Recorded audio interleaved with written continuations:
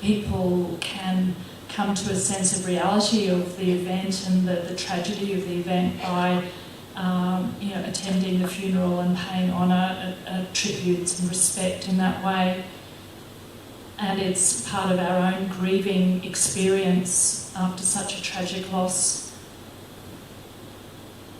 I felt quite angry for a long time. Why didn't he just give me a call? He knew, I would have understood. Why didn't he reach out to me?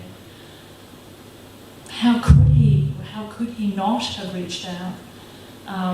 Many of us were psychiatrists. We would have understood. We would have been able to get him help. But I think the terrible suffering that he was going through, the tremendous sense of the dissatisfaction that some of us feel at times, all of us feel at times in our life, that was such a terrible suffering that he couldn't reach out. But we would have been there. So this for a long time was part of the anger that I felt. I felt very sad for a long time. I even wrote him a poem. And that was part of my grieving experience. I wondered whether I would ever get over it. Because every day I thought about him and I didn't understand. I really couldn't understand why he had done it. He knew himself from his experience that there was help. He was having treatment for depression. And I wondered if I would ever recover. And it's very interesting, when I was at Cairns Hospital, I was at a youth ward meeting. We're creating a new ward for young people at the hospital, and 2 of those beds are mental health beds for young people. And I work on that committee with Dr. Tim Warnock, who's a paediatrician in the area and a very good friend of Mark's over many years. And he'd just come back from the funeral and said what an amazing event it was, that there were over 3,000 people, that they couldn't fit inside the church, that it was a tremendously moving experience, and just how incredibly well regarded Mark was in the community. And at that moment I remembered my friend, and I realised that this brought up all this, my own grief again, my own recollections of this experience. And so I could go into that and I could really feel what it was like, or could have been like, for Tim, and I wondered if other people in the community were going through what I had gone through. And I also realised that a little later that it's actually been quite a few years since I've thought about my friend Greg, and that I had recovered, and that we do heal.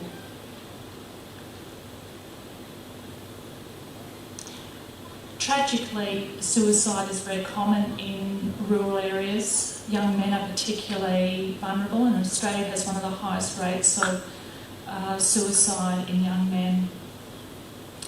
Today I was talking to one of the service managers of the Torres Strait, where I'm working in that area, up in the Cape and Torres Strait, and we talked about the spike that there's been in suicide rates recently. But none of these are actually open to mental health. These are people who are suffering and not getting to mental health. And this is where I think that depression and anxiety and mental health issues just don't belong to mental health, they belong to a community. And that's why I'm really impressed by everyone coming out tonight, because I see common people in the community, ordinary people, hard-working people, mums and dads. I see medical professionals, GPs, I see psychologists, a lot of nursing staff here at the hospital. I also see our CEO of the hospital, Julie Hartley-Jones, and our board chairman of the hospital, Carolyn Eagle, who are here supporting mental health in your community and the continuation of services there. I see the police here who are so important in terms, we've got a co-responder relationship with mental health that we set up here in Cairns, and is a model for what they're trying to develop elsewhere in the state. So we're really quite advanced in a number of the service developments in mental health and thinking differently of how we can work within a rural setting. So I'm really impressed that we've got a community that's interested in this area and realise the gravity of this issue, and that all of you can help by asking somebody a simple question like, are you okay? Actually don't look okay. Are you okay? And accepting in our own hearts that it's okay for the person not to be okay. And it's also okay to talk about suicide.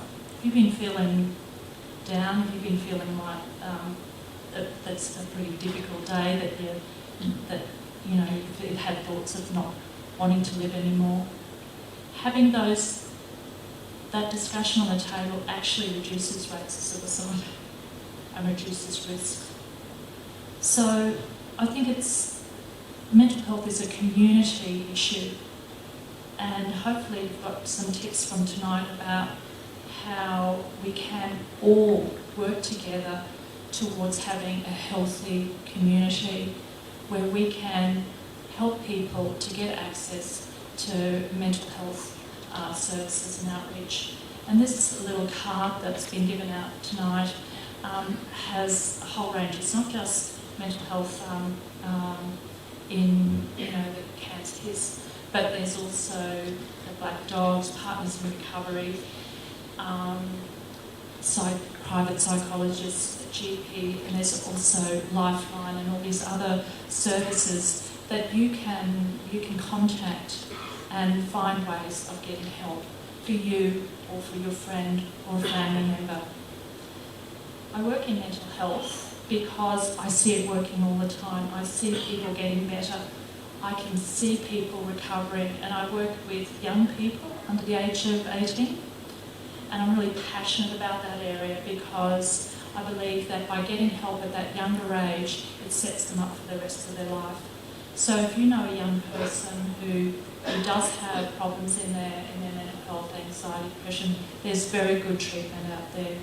There's very good help. And maybe you're one of the people who can say to the parent, gee, little Johnny doesn't seem like he's travelling okay. Is he okay? So thank you very much. And